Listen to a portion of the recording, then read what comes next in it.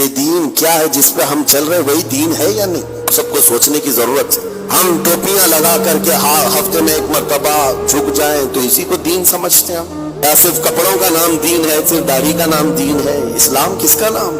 آقا صلی اللہ علیہ وسلم فرماتے ہیں لا یؤمن احدکم حتی یکون ہواہ تبعا لما جئت بہ، تم میں سے اس وقت تک کوئی مومن نہیں بن سکتا جب تک کہ اپنی خواہشات کو میری مرضی کے مطابق نہ کر دے۔ تمہاری اپنی خواہشات حضور کی مرضی کے مطابق جب تک نہیں کرو گے تب تک پورے مومن نہیں بن سکتے۔ اسی لیے تمہیں پوچھنا ہوگا کہ مجھے جینا کس طرح سے ہے، حضور نے جو فرمایا مجھے اسی طرح سے جینا ہے۔ نبی پاک صلی اللہ علیہ وسلم کی جو مرضی ہے اس کے حساب سے چلنے کا نام دین ہے۔ اقبال نے کہا تھا بمصطفیٰ برساں خیش کہ دی ہما اوست، اپنے آپ کو رسول اللہ کے قدموں تک پہنچا دے یہی دین ہے۔ اور جس کی بنیاد پر آج ہم بہت بڑا نقصان اٹھا رہے ہیں، بہت بڑا نقصان۔ نبی اور رحمت صلی اللہ تعالی علیہ وسلم کے احکام، ان کے اقوال کو ہلکے میں لیتے ہیں۔ آج آپ کو پتہ ہے اس رسول کو اللہ تعالیٰ نے ہمارے درمیان مبعوث فرمایا جو پورے کائنات کے لیے رحمت ہے، اور وہ ایسا عظیم رسول جس کی امت میں پیدا ہونے کے لیے پچھلے نبی دعا کرتے تھے۔ اس قدر تمہیں قسمت سے اور بہت بڑے نصیب سے نوازا گیا، لیکن ہم نے اس کو ہلکے میں لینا شروع کیا۔ ہم اپنی مرضی سے دین کے اس پر عمل کرتے ہیں۔ آج حالات یہی ہیں، ہم کو جیسا من کرے ویسے ہم جینے کی قائل ہیں، ویسا نہیں جیتے جیسے رسول کی خواہش۔ آپ کو پتہ ہے صدیق اکبر رضی اللہ تعالیٰ عنہ کا ایمان کیا تھا؟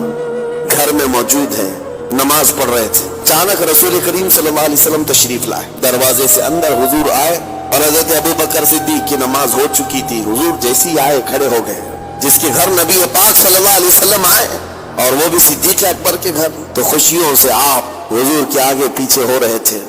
نبی پاک صلی اللہ علیہ وسلم سیدھے حجرے میں اندر گئے، وہاں ایک بکسا رکھا ہوا تھا، چھوٹا سا ایک باکس رکھا ہوا تھا، اس کو کھولا تو اس میں کچھ مال تھا، کچھ رقم تھی۔ نبی پاک صلی اللہ علیہ وسلم نے وہ اٹھایا اور کہا ابو بکر یہ میں فلاں کام کے استعمال کے لیے لے جا رہا ہوں، یہ نہیں کہ اجازت ہے، لے جا رہا ہوں۔ صدیق اکبر کی آنکھوں میں آنسو آئے، کہا یا رسول اللہ رب کا شکر ہے، ابھی میں نے یہی دعا کیا تھا کہ مولا مجھے اتنی قسمت سے نواز دے کہ تیرا رسول میرا مال اپنا سمجھنے لگ جائے، میرا اپنا کچھ نہیں ہے۔